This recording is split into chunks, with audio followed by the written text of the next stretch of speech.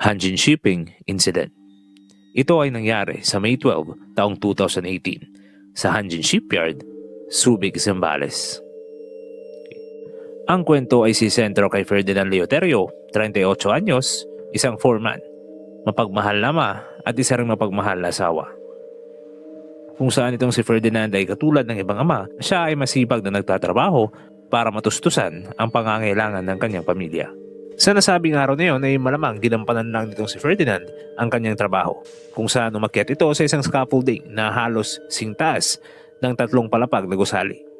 Lingid sa kanyang kalaman na ito na pala ang kanyang huling araw sa trabaho, pati na rin sa ating mundo. Dahil biglang bumigay ang inaapakan niyang scaffolding at kasama ang iba pa niyang katrabaho, sila ay nahulog. Agad rin naman nakaresponde ang kanilang mga katrabaho kung saan tumawag ito ng tulong. At sa nasabing aksidenteng ito ay si Ferdinand talaga ang napuruhan. Dali-dali silang naisugod sa ospital pero sa tindi ng pinsalang natamo nitong si Ferdinand ay binawian na rin agad ito ng buhay. Halos lahat kasi ng kanyang kalamnan ay lubhang napinsala dahil sa pagkahulog. Agad rin naman itong inaksyonan ng National Labor Relations Commission at pinanagot ang subcontractor ng Hanjin Shipping Company. Ito ay dahil sa nangyaring kapabayaan hindi lang sa kanilang mga trabahante, pati na rin sa kanilang pasilidad. Cement Factory Incident. Ito ay sentro sa dalawang trabahanteng si Chaolin at Jonel na nagtatrabaho sa isang paggawaan ng semento. Ang kanilang pinagtatrabahuan ay nasa parehong lugar din kung saan sila nakatira. Ayon sa mga reports ay nagtatrabaho ang dalawa sa nasabing pabrika nang bigla silang may narinig na kakaibang tunog sa isang dust collector. Dito ay agad nilang inakyat ang nasabing dust collector kung saan nanggagaling ang kakaibang tunog. At di kalaunay na pagpasyahan ng dalawa na pasukin ito. Kahit na hindi ito magandang desisyon dahil nga off-limits ito sa mga trabahante. At yun na nga nagpatuloy ang dalawa sa nasabing dust collector kung saan tinanggal nila dito ang mga nagbarang semento. Lingid sa kanilang kalaman na nasa ibabaw lang pala nila ang nagbabadyang panganib, kung saan bigla silang natabunan ng bagong gawang semento na medyo mainit-init pa, dahilan kung bakit sila natabunan ng buhay. Dito ay agad namang nakaresponde ang mga rescue unit ng nasabing lugar at dali-dali nilang inakyat ang nasabing dust collector. Kaso naging pahirapan ang pagbukas ng dust collector at pagsalba sa dalawang natabunang trabahante dahil nga sa kapal ng sementong nakatabon sa kanila. Nang makuha naman sila ay ginawa ng mga rescuer ang lahat ng kanilang magakaya upang ma-revive itong si Chaolin at Jonel. Kaso nga lang nabigo sila sa pagsalba dito sa dalawang trabahante dahil halos mag-iisang oras na bago pa sila nakuha sa pagkakalibing. Kahit walang gaanong pananagutan ng nasabing kumpanya ng semento ay nagbigay pa rin ito ng tulong at suporta para sa naulilang pamilya ng kanilang mga trabahante na mahal ang kanilang trabaho. Extension Wire Incident. Ito ay nangyari sa October 6, 2024. Si Center to kay Engineer JV, isang industrial engineer na nagtatrabaho sa isang courier company. Ang nasabing courier company na ito ay nasa Tuguegarao City. 1:05 ng hapon ay sinimulan na nitong si JV ang pagkabit sa isang extension wire para sana sa bagong socket na kanyang i-install.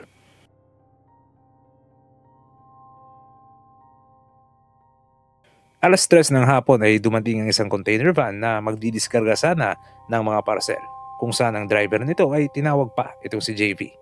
Kaso nga lang hindi siya pinapansin nito at nanatili lang itong nakahawak sa extension wire na kanyang ikinabit. Dito ay nagtaka at nagalala ang nasabing driver sa ipinapakita nito si JV. At di kalaunay tinawag niya ang kanilang branch manager. At hiniling nito na pansamantalang i-off ang plangka ng nasabing warehouse. Kung saan agad naman itong ginawa ng nasabing branch manager. I-flashback muna natin mga 1:00 ng hapon. Kita sa CCTV na habang kinakabit nitong si JV ang nasabing extension wire ay bigla itong nakuryente. Agad namang dumating ang mga rescuers pero huling-huli na ang lahat dahil halos 2 oras nang nakuryente itong si JV. Backhoe Incident. Ito ay nangyari sa April 8, 2024, kung saan sentro ang kwento kay RJ Pondivida. 33 anyos, isang heavy equipment operator ng DPWH, Quezon. Ang pangyayaring ito ay naganap sa Katanawan, Quezon, kung saan itong si RJ kasama ang isa pang heavy equipment operator na ang pangalan ay Arvin ay nagkasundo na ayusin ang dump box ng isang dump truck at gagamitin nila sa pag-angat sa nasabing dump box ay ang arm ng backhoe. At yun na nga ay sinakatuparan na ng dalawa ang kanilang pinaplano, kung saan inaayos na nitong si RJ ang nasabing dump box. Kaso nga lang nangyari ang hindi inaasahan. Biglang sumabog ang hydraulic hose sa arm ng backhoe na naging dahilan kung bakit ito biglang bumagsak sa dump box. At eventually natamaan sa ulo itong si RJ. Sa bilis ng pangyayari ay wala nang nagawa itong si Arvin sa kalunos-lunos na nangyari sa kanyang katrabaho. Kahit na aksidente lang ang nangyari ay pagbabayaran pa rin niya ang kasong reckless imprudence resulting to homicide.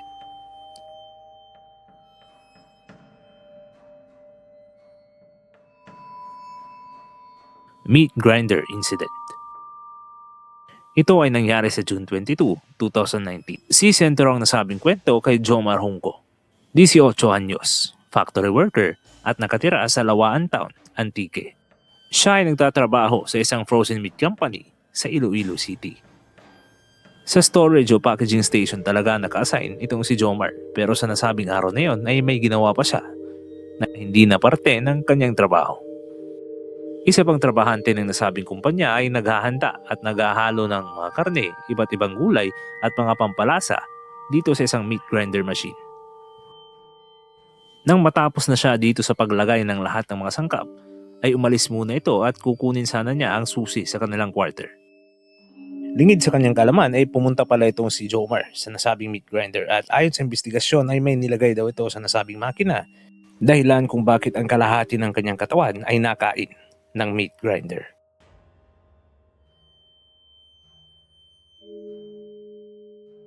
Pagdating nitong si Carl, hindi siya makapaniwala sa nangyari at agad niyang pinatay ang nasabing makina. At sa malabangungot na sinapit itong si Jomar ay agad itong binawian ng buhay.